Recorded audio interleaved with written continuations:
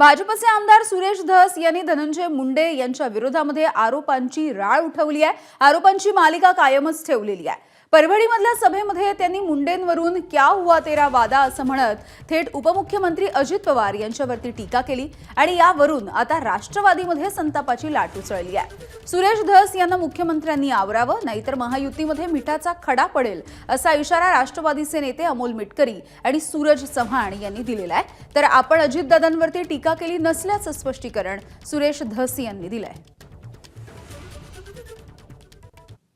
अजित दादा, क्या हुआ तेरा वादा। अजित दादा, तेरा वादा क्या हुआ रे? काय को इसको अंदर लिया?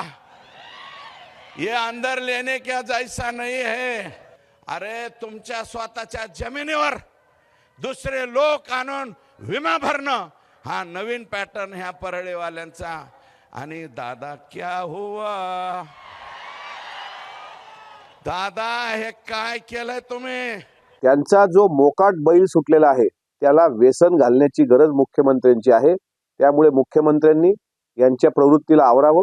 सुरेश धसांनी जरा अजितदादांवर बोलण्यापूर्वी 10दा विचार करावा, अन्यथा महायुतीमध्ये जर द्वंद्व युद्ध निर्माण झालं तर त्याला जबाबदार सुरेश धस राहतील, ही नोंद घ्यावी। सुरेशांना जाणीवपूर्वक महायुतीमध्ये मिठाचा खडा टाकण्याचं काम करतायत। माझा सुरेशांना दस्यांना प्रश्न आहे की अजितदादा काय बोलले होते की चौकशीमध्ये जो कोणी दोषी आढळेल त्याच्यावर कारवाई करणार म्हणजे करणार। मग चौकशी चालू असताना सुरेश अण्णांनी अजितदादांना का प्रश्न विचारावा?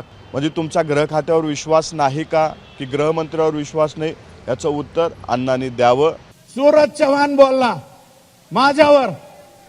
सूरज चव्हाण, अरे तू बालवाडीत सुद्धा नाही अजून, तू माझ्यावर बोलतो। बालवाडीतल्या लेकरांनी माझ्यावर बोलू नये। मला संतोष देशमुखच्या मृत्यू प्रकरणावरून फोकस हटवून द्यायचा नाही। म्हणून मला काय म्हणायचं ते म्हणा, मला शिव्या द्या, मला जे काय बोलायचंय अमोल मिटकरींना बोलू द्या, अजून कोण बोलतंय त्यांना बोलू द्या। एबीपी माझा, उघडा डोळे बघा नीट।